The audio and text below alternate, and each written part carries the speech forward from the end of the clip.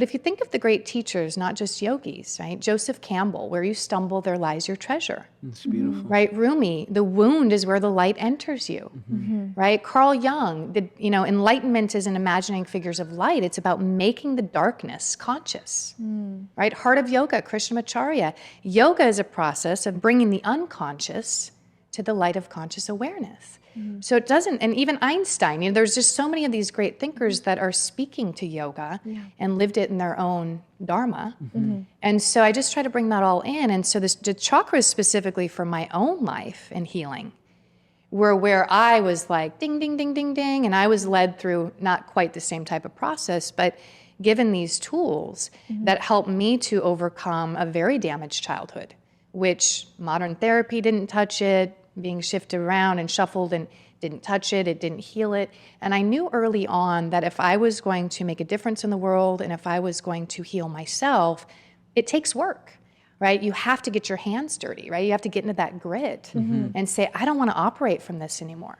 And so the chakra system specifically, because of those triggers and those beliefs that you learn about that are in each of these energy centers, playing out maybe physically in your body, your health, maybe they're being projected and sort of triggered in relationships, but wherever you go, there you are. It's going to follow you, right? So we can get a certification, we can go through all the movements, we can have all these followers, but if we haven't done our healing, our students are going to feel that. Exactly. And one of the biggest things with the teacher training and why I wouldn't farm out and bring a bunch of different teachers in, which so many do, and even to this day, which I totally could, is because I want to be part of that process. And there's something to be said when, with my expertise and ability to heal myself, but also all the students I've helped transform with these tools, at their own will. I mean, nobody's forced to do anything, as you know, and that's what certain people are going to get different things out of it.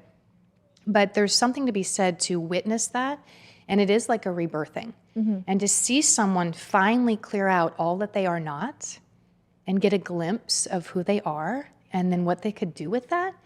I don't think it's everybody's dharma in the world to be a yoga teacher. I think that if you're really serious about any connections, healing, awakening within your own life, just to like make it better, you take a program like this because it's life enhancing on so many levels, but it is tough. Oh, yeah. And so many times people through it, like halfway through the training, like, man, if this was on the syllabus and I really knew what I was in for, I never would have come. And I said, well, of course, because we're always trying to shy away from the obstacles or the challenges or the things that really make us shine a light onto the corners or pockets of our own darkness and suffering. But this is a path of liberation. But you can't get to that liberation without going through that darkness, right? What brought you into that suffering in the first place? Yeah. And so I can see it even in sitting in groups and very empathic and tuning in. And these people would come in, some of the groups, and I don't know if this was in your training or not, but the introductory circle, like, oh, well, I'm a Reiki master, whatever master. And then the moment I ask them to hold up a mirror or do one of the tough exercises, they're out. Oh, I already healed that. I don't want to go back there. wow. I can't. And I'm like, but wait, if you've healed it, then you can sit right in front of it and praise it because it got you to where you are. I said, if you still have an emotional trigger, it's not healed. So bring that, invite it to the party. Let's talk with it. Let's work through it so it doesn't have so much power over you. And that's what we would do in those satsangs, and sometimes for hours. Oh my gosh. And we'd be hearing people's stories that they had never said out loud. And somebody's like, this is like group therapy. And I said, well, yoga is a tool of therapy. You know, and Yes, so I it's think psychology. it is. It's a science of the mind, after all. Yeah. Exactly. And the whole goal of yoga is to get to the mind, right? And to be able to control this, we really have a greater sense of peace overall. But you're also creating a safe space for people. Like when you're in these trainings, why I think it was easier for someone to come into these satsangs, right? And be with 30 strangers like that you just met and be able to just sit there and open up the darkest secrets of their life. That's hard. So they have to feel safe. But when you know that everyone's there with a similar intention, yes, slightly different here and there, but they're still there for some sort of healing, then it creates that space of safety, which is important. Because otherwise, like, I would never be able to share something really dark with people that I just met. It just makes you feel very uncomfortable. But it's part of the process. And I love what you're saying about, like, part of becoming a good yoga teacher is actually going through the healing process yourself. Because if you haven't gone through it yourself, then how are you supposed to teach someone? You can't hold space for others. Exactly. You have to clean your room before you can fix the fix the world, like fix yourself, and then you can affect the world. Like, And honestly, I think that's one of the big things missing in the yoga world and a teacher training. On average, a teacher training, they might throw you a script, memorize this sequence, memorize this brand of yoga or this lineage, do it my way, be a carbon copy of me, which you're going to learn the basics in alignment, and there's certain ways that I want it done. But at the end, you all have to this day, you create your own and you deliver that class based on your experience.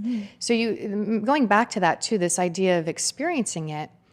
And so the goal for every student that signs up for the program is really for them to apply all the teachings that they're learning to themselves. Yeah. That's authenticity. That's integrity to me. How do you know something works if you haven't directly experienced the power of it?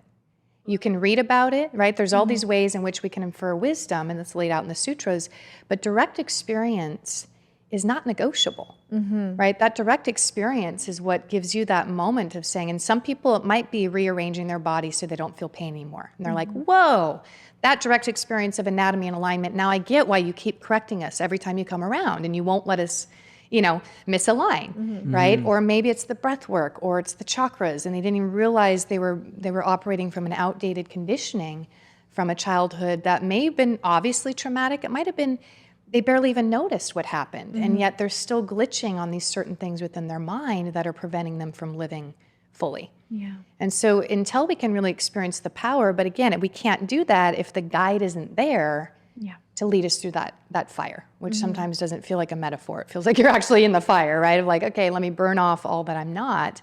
But that's alchemy, right? What you come in as should be very different than how you emerge. And I think for the average teacher training out there, again, this is all from students that have come to me over the years. They're like, but I didn't learn that. I didn't learn that. Well, what did you learn? I don't know. Did you even teach a class at the end? They're like, no. I'm like, well, what did you do for 200 hours? Just repeat and copy whatever the teacher told you to say, because that's not moving it through your own experience. Yeah, I have so much to say about the modern teacher training and how it's turned. I like you said something earlier, use the actual phrase factory farming. I thought that was your phrase, by the way, because I was like, I think it was a joint effort. Yeah, but I think it was your phrase, Mark. We crystallized that together. But I think what's really interesting, and I think for the sake of a lot of people watching this right now, we've gone very, obviously, we're 7 layers down because we've had this conversation to some degree a few times. But what if we go back to the start for the sake of people watching this and talk about what just the basic function of what is a yoga teacher? What is a yoga teacher, and what is their function? At a philosophical level, because we've talked about the process of becoming a yoga teacher, but what about the actual the why? Why the intention. and what is their job and what is their as a I have a hard time calling myself, and we talk about this a lot, a yoga teacher. Yeah. Because I feel like if you're to declare yourself a teacher of something, you need to be the master. You understand it to such a way that you live and breathe it, so then you have the permission to teach it.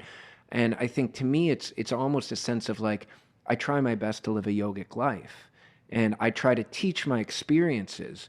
And so I'm more of I share yoga with people and my interpretation. Disciple of yoga? Yeah. Hi friends, if you enjoyed this clip and want to watch the entire episode, click the link in the description of this video to enjoy it. And don't forget to subscribe.